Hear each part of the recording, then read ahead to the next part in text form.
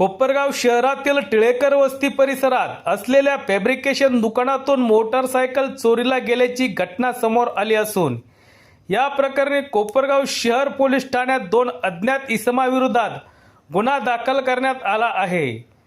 टिळेकर वस्ती येथील रहिवासी व फॅब्रिकेशन व्यावसायिक साईनाथ गोविंद नन्नवरे यांनी दिलेल्या फिर्यादीनुसार दिनांक 4 जुलै 2026 रोजी रात्री सुमारे 10 वाजता त्यांनी नेहमीप्रमाणे आपल्या फॅब्रिकेशन दुकानात होंडा युनिकॉर्न गाडी उभी करून दुकान बंद केले होते।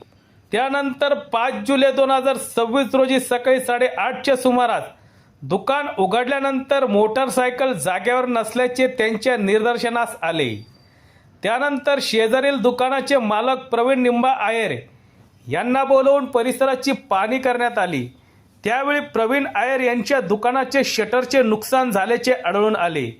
त्यानंतर त्यांच्या दुकानातील सीसीटीव्ही फुटेज तपासण्यास आले असता या फुटेजमध्ये 5 जुलै रोजी पहाटे 3:29च्या सुमारास 2 अज्ञात इसम प्रवीण निंबा आयर यांच्या दुकानाजवळ येताना आणि त्या परिसरात वावरताना दिसून येत होते।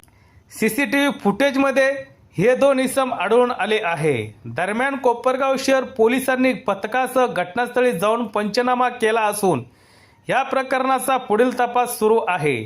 या प्रकरणी कोपरगाव शहर पोलीस ठाण्यात गुन्हा क्रमांक 368/2026 भारतीय न्याय संहिता कलम 305 अन्वये गुन्हा दाखल करण्यात आला असून वरिष्ठ पोलीस निरीक्षक उद्धव डमाळे यांच्या मार्गदर्शनाखाली पोलीस कॉन्स्टेबल ज्ञानेश्वर भांगरे हे पुढील तपास करत आहे। सत्य एक्सप्रेस न्यूज साठी रवींद्र जगताप, कोपरगाव।